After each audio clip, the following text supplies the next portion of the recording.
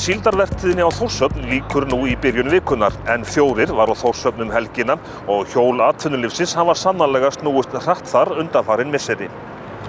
Já, hún ívið styttri heldur en vertíðin hafi verið undanfarin ár hjá okkur.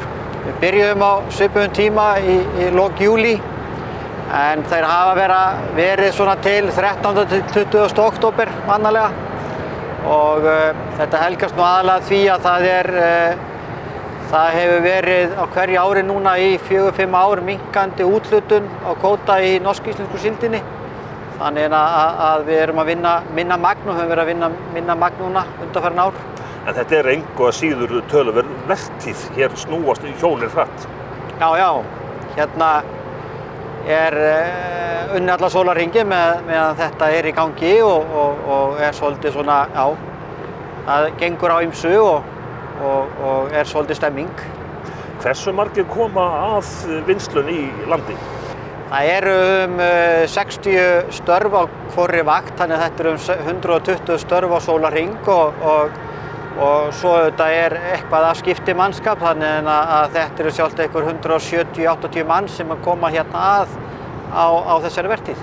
Þannig að Ísfélagið stærsti vinnuveitandinn í sveitarfélaginu? Já, þetta stærsti vinnuveitandinn og mikil velta í kringum Ísfélagið hérna á staðnum. Hérna töluvert aðkomufólk sem kemur á vertíð?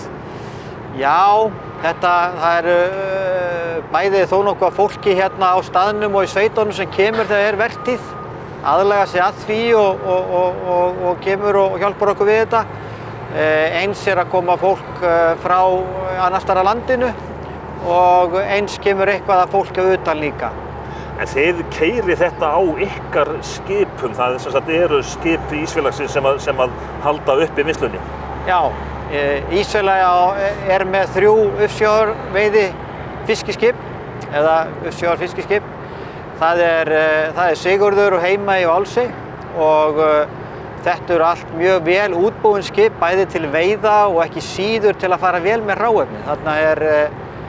Þarna mjög fullkomið kælikerfi um borð. Það eru mjög fullkomið, sérstaklega í Heimey og Sigurði, eru mjög fullkomna lestar og kælikerfi sem gera verkum á þessi skip að koma með alveg ótrúlega gott og flott hráefni í land. Það lykilatriði til þess að hámarka verðmætið að kælikerfið sé gott í lestunum og svo framvegis? Já, þetta skiptir öllu máli og það hefur algjör bylting með þessu nýju skipum hvað að fá miklu betra hráefni til okkar og gengur þar af leiðandi betur að vinna og einnig fer þá líka meira til manneldins. Og þessi öllu saman bara dælt frá skipunum og beint inn í verksmiðju? Já. Borð í skipunum svokallaðar vakúndælur sem eru sérhannaðar dælur til að dæla fiski á þess að skemma hann og þessu dælt í lokuðu lögnum frá skipi og beint inn í vinnslu. En það hefur farið, skilst mér núna, meira í bræðslu. Hvað þýðir það? Já, það má segja í makrílnum að þar höfum við eins og hér, við höfum brætt mun meira makríl heldur en undanfarin ár sem helgast bara af markaðsaðstæðum. Ertu þá að tala Rússlandsmarkaðinn að hann sé lokaður?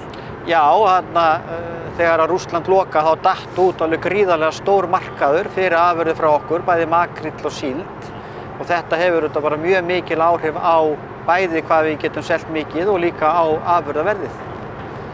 Hvernig svona hljóðið í fólkinu þegar þetta allt saman ber á góma? Þetta stór pólitískt mál.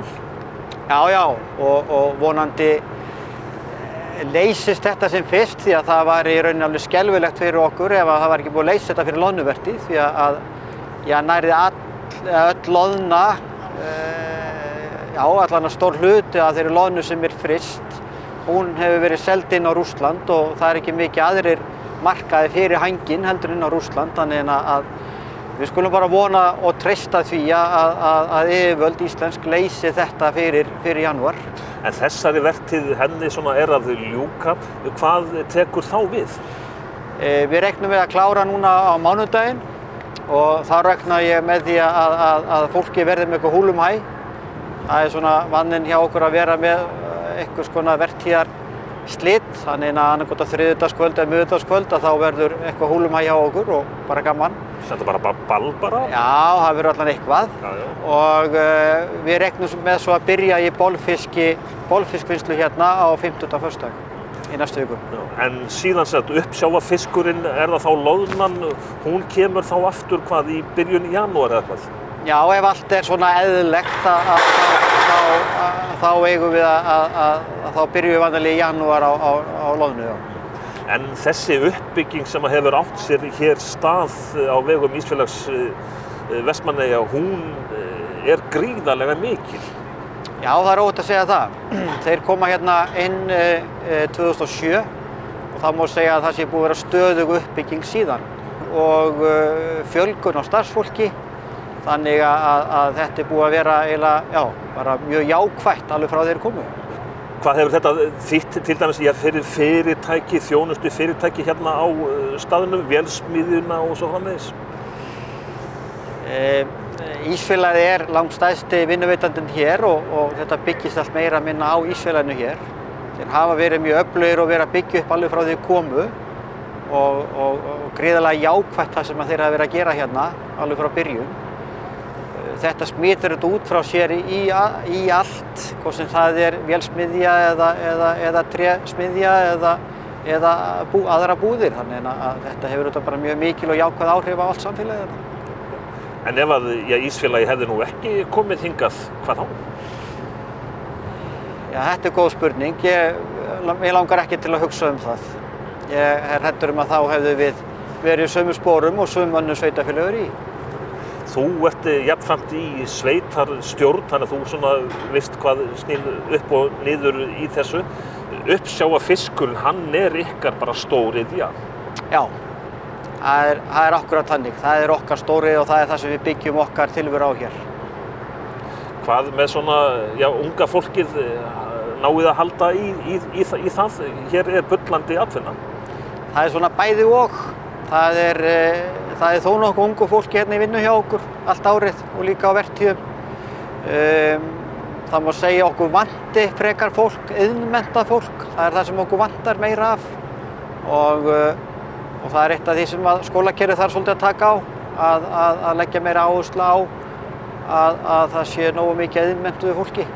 En sem sagt, hérna á Þórshöfn þá er síldarvertíðinni að ljúka og þú svona bara ferð að huga svona spariskónum að pússa þá og svo bara balli miðja vikuna? Já, akkurat, og svo er framhald af því bolfiskur.